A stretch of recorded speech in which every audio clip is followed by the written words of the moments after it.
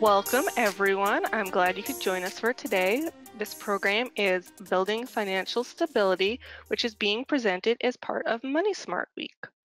My name is Becky, and I'm with Tampa Hillsborough County Public Library, and I'm joined by my co-host tonight, Joelle Gibson, and tonight's presenter, Lisa Leslie. Lisa works for County Extension. Hillsborough County is an extension agent. Would you like to tell us a little bit about your job? Oh, yeah, I'm a University of Florida, Hillsborough County Extension agent, and I teach personal finance. All right, thank you. During the presentation, you can go and submit your questions into the question box on GoToWebinar. And you can also put any comments. You can submit those questions at any time, but we will be answering them after the presentation. We're going to go ahead and get started and turn things over to Lisa.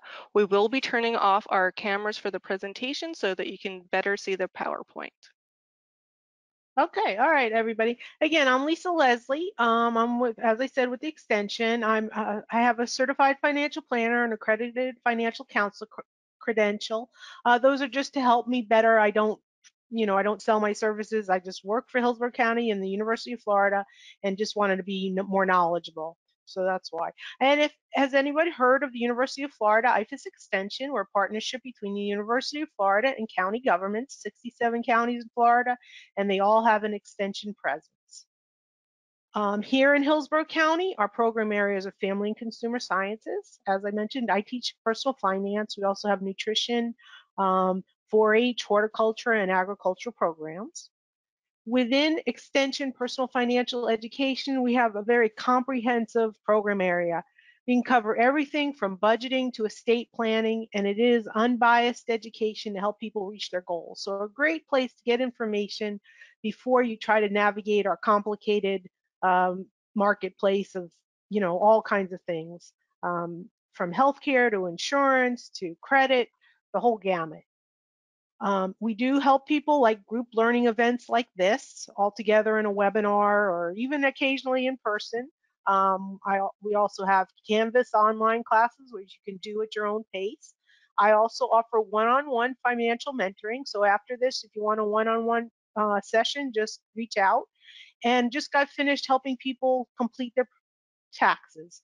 And in that regard, we're a little different. To keep to the educational mission, we show people how to do their taxes so they better understand it and complete their taxes. Also have a newsletter, so if you want to hear more about that, just subscribe to the newsletter.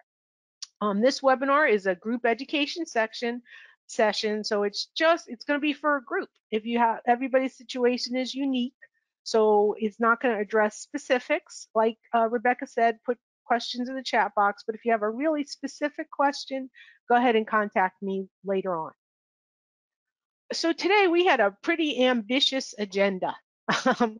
We're going to talk about financial stability, and it's just going to be a little taste because we really could spend quite a bit of time on each topic. So I'm going to lightly cover goals and habits, cash flow management, credit and debt management, risk management, and tracking financial progress. And again, your comments and questions are great. Please put those in the chat, and Rebecca will let me know, and I can address those as they come along or at the end. So how do you define financial stability? Think about that. How do you define it? What does it mean to you? And to everyone, it can mean a little bit different. I'm going to show you what I think of financial stability here in a second. And we're going to talk about ways, but as we go through this, what helps a person achieve financial stability? So some of the things I think are necessary for financial stability, and it starts kind of at the bottom there. Income should exceed expenses, and that can be a hard one. If a person is in a situation where income does not exceed expenses, it's really hard. It's a hard, difficult situation, and the best thing a person can do is kind of strategize, do the best they can, and just try to pull ahead as best they can. And sometimes it's not always possible, so it's a good thing to see what resources are available in the community to help if that situation is in place. So if income does exceed expenses, and then I want to try to carefully manage my cash flow and my credit to build emergency cash reserves. Very important baseline thing to try to have an emergency fund, and then try to put away money for future goals, saving and investing for future goals. And then tax management, we all just went through tax time. Some folks got a nice refund. Some folks had to pay a little bit. And ideally, if we get a large refund, that's great. But we have just gave tax, lent money to the government all year, and now we're getting it back. So sometimes just paying a little bit may not be too bad. Risk management, we're talking about insurance, making sure we're properly insured, but don't want to be overly insured. And then, of course, estate planning, which is another topic unto itself, but estate planning to take care of our dependents. So if we're not here, they're taken care of. A lot of people think, oh gosh, I don't have that much money, so I don't have that many assets. But yeah, even part of estate planning is having, completing our documents in case something happens to us, our health wishes are carried out, or somebody has ability to handle our finances. So again, that's a quick overview there of some of the components that can help us build financial stability for ourselves and help our dependents um, after all. So just quickly to touch on a little bit about goals and habits. Um, so we think about goals, they provide direction. They give us, okay, where do I want to go? But habits are the routines that lead to those goals. It's kind of the journey. And we're kind of always in a journey, aren't we? Um, so let's go back here to goals. I'm an educator, love those acronyms. We talk about SMART goals, meaning specific, measurable, achievable, relevant, so relevant to me and time bound. So if I give an example here of a SMART goal, let's say I want to build a $1,000 emergency fund. I want to have $1,000. So I want to make it specific and measurable. Let's say I say and realistic. Let's say I say, okay, I think I can put away $42 a month, about $10.50 a week, about $1.40 a day. And I do have to say, okay, is this achievable? Is this realistic? Um, and if it's realistic for me, I've got kind of a good goal maybe going on. And then I want to try to set a target date. When do I want to accomplish this? So if I put all those plans, it's more of a really, kind of I'm nailing down that goal. It's less wishy-washy. It's a kind of a more solid. That's why I call it a SMART goal. It's something I can measure and try to go for. But how about the habits? What are the routines that get us through life? And they're stimulated by cues or triggers, but the things we do every day. I mean, some people will say that, our life is really a matter of different routines that get us through life. And sometimes we're not even conscious of those habits. And sometimes that can be helpful. Um, and we'll talk about that, how we can automate to just reach our goals. But if we compare goals and habits, we think about goals as plans with a focus on outcomes, whereas habits are system based. They're routines that hopefully get us to our goals. So if we think about, there's a book, and I don't know if anybody's read the book by Charles Duhigg about the power of habit, but he talked about how we have cues throughout our day, our routine, and they they trigger us into a routine. Um, and we get into that routine because it gives us some kind of a reward. He called that the habit loop. And this is kind of a big, powerful concept. But we're just talking about this just to think about our money habits. What are the things we do on a regular basis that are kind of our money habits? So here's kind of going back to that goal. If we wanted to get an emergency fund, if you want to become like a saver, what's the habit? How will I get it done? I want to develop a savings habit. And nowadays, it can be it's not too hard. Again, we're going to talk about taking a look at our budget because we do need to know how much I can put away. But just the habit to get into, if I can develop a savings habit. So the cue kind of is payday, but if I can automate it where my paycheck is direct deposited, And then I allocate a realistic, specific amount, some to checking, some to savings. And again, we're going to talk about our budgeting, but we think about, we want to develop the savings habit, but we do want to think about, in a minute, we're going to talk about cash flow management and figuring out, okay, how much can I direct realistically to savings? But again, think about our money habits. That's again our routines. That's going to kind of guide us through our life. And think about, do my habits match the person I want to be? And it's up to you. What person? How do I see myself? Do I see myself as somebody who puts a little money aside? And maybe that's not how you want to identify. How you want to identify is up to yourself. What are my habits? What do I want to see myself as I go through my little journey of managing my money? All right, all right. So now I'm going to go into the cash flow management second section, because how do we know how much is a realistic amount to to squirrel away to get into that habit of savings? So if we think about that, we're going to try cash flow management is just taking a look at and tracking our income and our expenses. And at first, it's just an exploration. We want to see, and some people maybe they're already doing this, but always do this with an open mind of observation, because the idea is we want to see, okay, what's coming in, and then we want to see what's going out, and is there a deficit? Does that mean I don't have enough to make ends meet? And if that's the case, I want to come up with some strategies to deal with the deficit. And even if that means, okay, I cannot pay my all the bills this month, just what are the important ones? What are the strategies? Maybe there's some strategies to close that deficit. Uh, Maybe there's some expenses that aren't a priority. Um, and and then the other side, what if there's a surplus? What's my plan for that money? Is there a plan that I want? What do I want to do with that extra money? All right.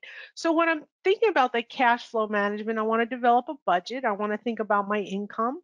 And then next, I try to think of, okay, I've got the income. What are my fixed priority expenses? And what are my priority flexible expenses? And then try to put a little bit in the budget every month for those seasonal and periodic expenses. I know we are here. Memorial Day will be coming up soon. So one of those things will probably be spending a little extra money in some cases. But what are those things that come up? Kids' school registration, holidays, vacations, all that sort of thing. So think about when I'm thinking about my income, I want to start with income, my, net income. What do I have to work with? Include money from all sources, all contributing earners in the household who are contributing to the household expenses. And I want to think about my general expense categories. And again, the easiest way is to start with my fixed priority expenses. And some examples like mortgage, pretty much, or rent. We know about we know it's going to be every month. So it's kind of a fixed amount. Automobile payments, typically tend to be fixed if we have an auto loan. Mobile phone insurance will be fixed. And then savings, a lot, if we can make that a fixed priority expense, that's a great thing.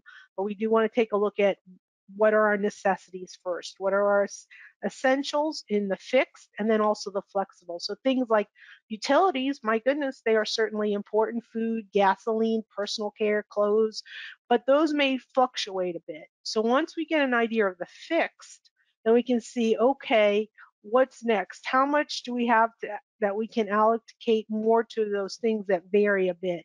And then again, the seasonal and the periodic expenses. All right, so then we're going to want to take a look at, here's a look at a very general budget example. Just quick, put this together, kind of general. I've done with Excel, folks. There's lots of different tools, but the idea is to take a look at my income, then maybe what's coming out for taxes, any salary deductions. In this example, we're just going to take out taxes, income, Social Security, Medicare, and that's going to get us down to our net income and then our monthly income.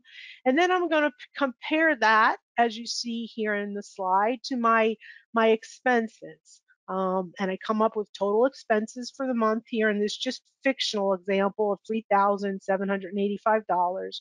And when I compare that to my monthly netly income, I see I have a surplus of $19.17. But when you look at that, what's missing in this very general budget example? And you can just chat in any comments and we can address them. But these are very broad, and there's probably a lot of things that are missing, like that M in entertainment. um, but there are things missing. But again, this is a good place to start. It's just, and I've seen people do this with apps with just the thing. But the idea is, what are our expenses? What what what's left over to put towards things, what's important to us, and are there some things we can shed. And a lot of times, especially with subscriptions, um, we can end up with a lot of subscriptions, so we want to keep an eye on those type of things. Our subscriptions that we get every month that we don't even think about, we might want to think, oh goodness, are those getting out of hand, or whatever is important. And we know for a lot of folks right now, student loans are on pause. So there isn't money in going out for that. But if that's going to change, we just want to be aware, oh, that might change. So keep an eye on that. All right. So that's all I have. If there's any on cash flow management, does anybody have any? If there's any questions, put them in. Rebecca will stop me as we go along. Um, but I just wanted to cover credit and debt, just very, very briefly. Again, each one of these topics could be a much longer discussion. We just wanted to provide folks with kind of an overview, and then you're certainly welcome to chat in your questions. It's a good place to do that. All right. So just a few words um, from from somebody who's been managing credit and debt for a long time. Just a few things to think about when we think about credit and debt. First of all, if we're going to take on debt, is the debt for an appreciating or depreciating asset?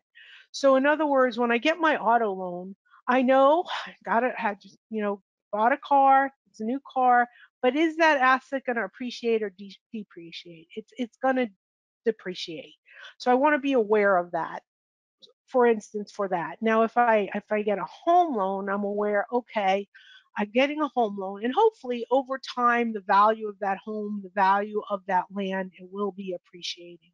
Um, and one, so I want to consider that. For instance, especially with credit cards, typically the type of debt that I take on will be short-term debt because most of the things we charge to credit cards are not appreciating assets. They're not things we want to pay extra for because they won't be appreciating.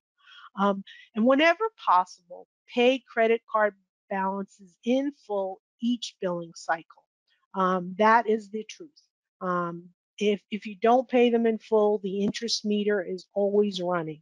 So whenever possible, pay off those credit card balances for each billing cycle. And then in most cases, we can use that credit card as convenience, get points, and they'll pay us to use them. We also want to understand how taking on a debt will impact our lifestyle. So if I decide, hey, I'm going to buy an automobile, how is that going to affect my my my budget situation, my cash flow, um, going month to month? Am I going to still have enough breathing room? If I get an auto loan and I'm looking to get a home loan in the near future, how's that going to affect my ratio of my debt to my income? And whenever possible, pay off debt quickly. If you can, again, it's not always possible, but the quicker I can pay that off, unless there's a prepayment penalty, I can lower my total interest that pays. Again, we do what's possible. If it's not possible, just do the best you can. And do understand that as credit scores get higher, if we have a higher credit score, we're going to get lower interest rates. So if my credit score, I'm working on it, I'm building it, I'm going to try, while I'm in the building phase, I'm probably not going to try to take on not too much debt. This way I can wait when my credit score gets good, then I can get the better interest rates. And as we all know, right now, interest rates are on the rise. All right. So, and one thing I want to mention, and I wonder how many people know this, annualcreditreport.com. It's the federally authorized site for free credit reports. It was a while back now, but I remember a time when they didn't have to give them to you. You could have to pay for them. But for with this site, you can request your free credit reports. And starting during COVID, they used the federal law said people have to get them once a year. But with with COVID, they said, hey, we'll give them to folks free weekly credit reports. So I really think it's a great idea to keep an eye on those. And people say, well, Lisa, it doesn't include the credit score. No, it doesn't, but it gives you much more information than a credit score. A credit score is just a number. There are many, many different credit scores. Um, but this is the one that's got all the information and the reason why you have that credit score. All right, I don't know if anybody has any questions on that, and then we'll move to the next section.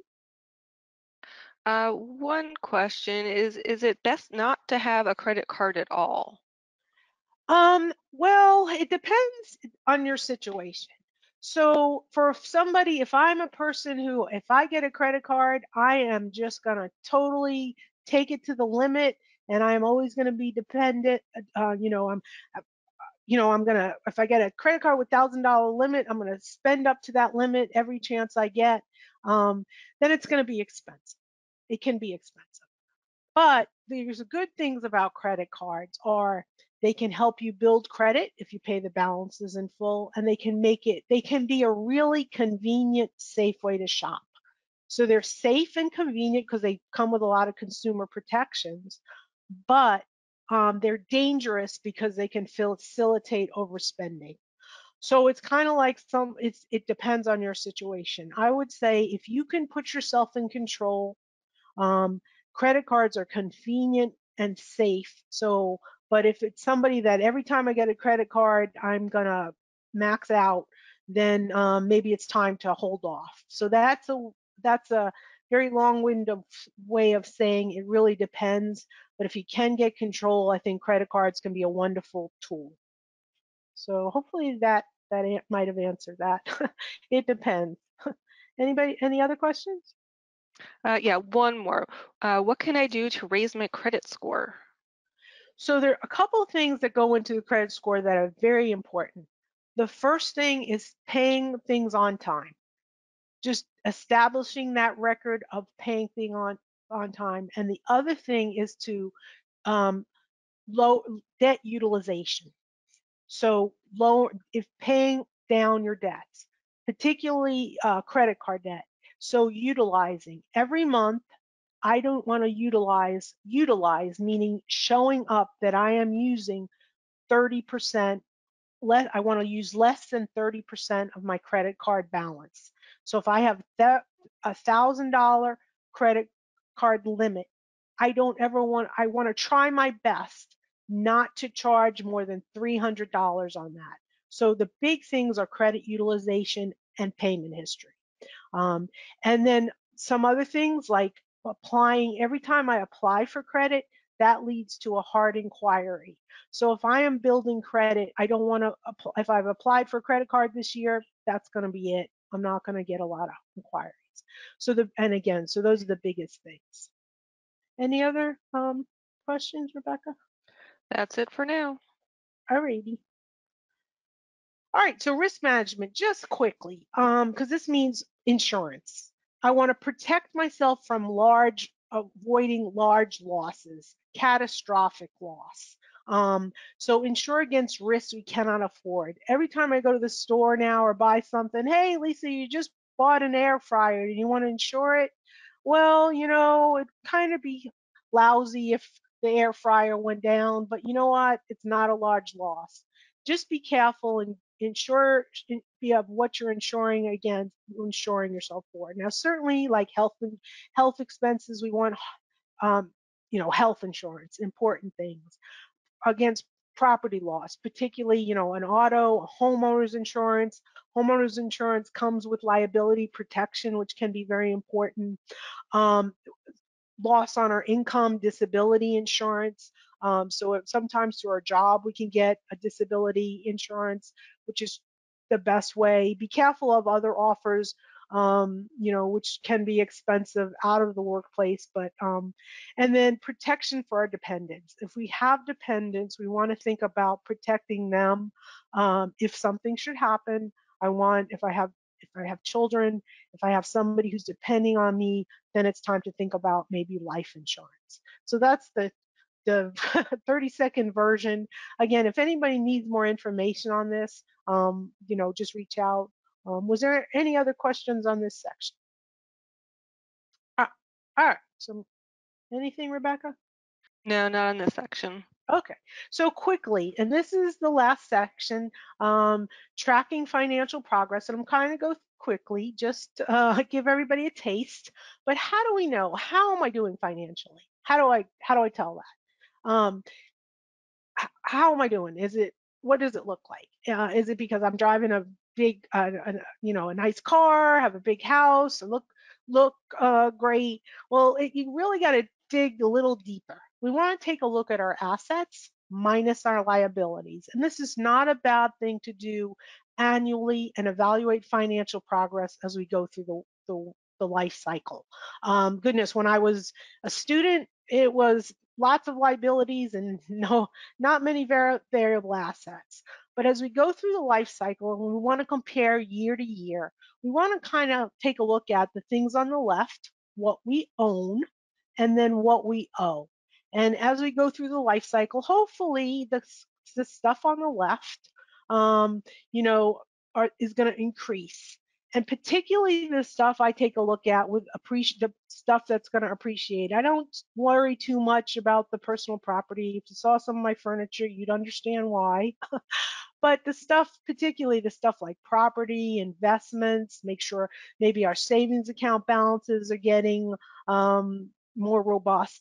And then can I decrease the liabilities? And the further the left is the what I own is it, bigger than the right, the better off, the more financially stable I'm becoming.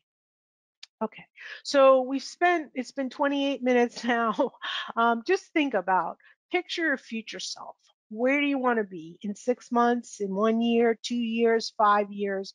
And are there some financial steps that I can take now to get to that financial future that I want? And again, I tried to give a little taste of some things. It was kind of, brief, but and there is an evaluation that I can that I don't know, put in the chat box maybe if anybody wants that. I might put that in the chat, or we can send it to folks later. What do you think, Rebecca?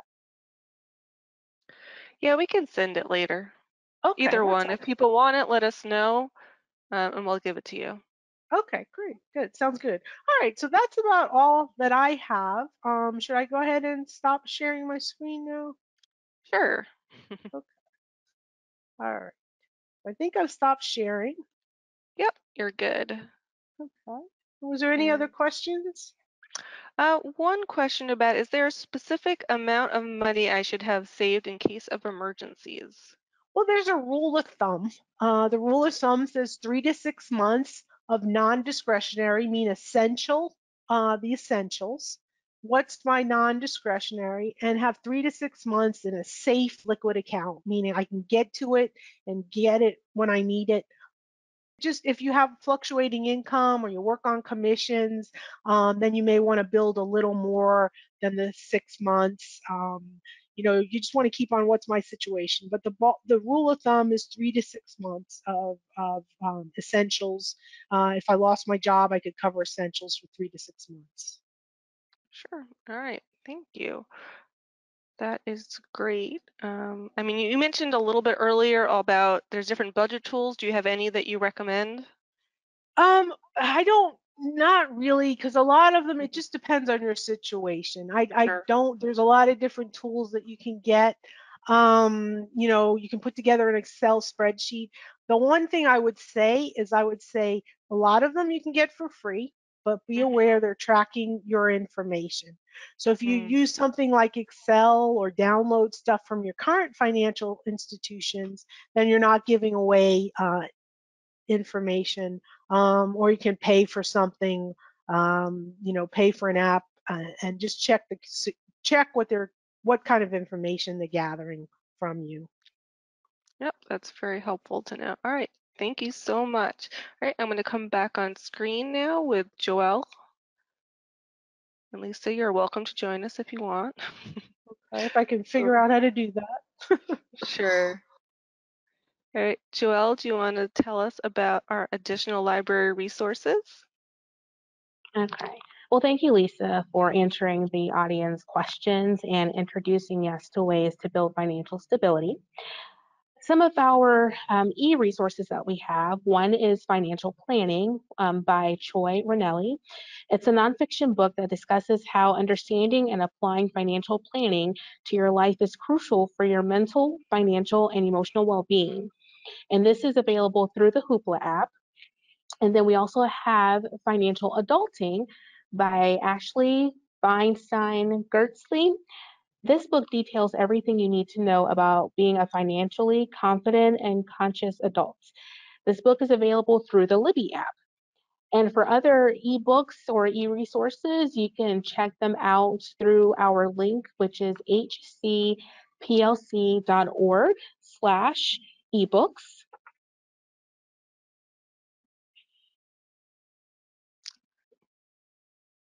All right.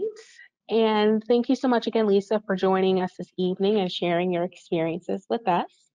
If you have any questions, you can go to hcplc.org/contact, where you'll find all of our contact info, including our phone number, which is 813-273-3652. And if you would like to find more information about upcoming programs that are online and in our branches, you can go to hcplc.org/events. And that's all I have. All right, thank you everybody for joining us. And again, thank you for Lisa. That was great information. I think you gave a lot of people some things to think about, and hopefully they'll reach out if they have additional questions that we didn't get to tonight. Oh, thank you. It's great. I love the library. Thank you I'm an so everyday much. user, really. Thank you. Yep, me too. All right, I hope everybody has a wonderful night. All right, see you guys all next time.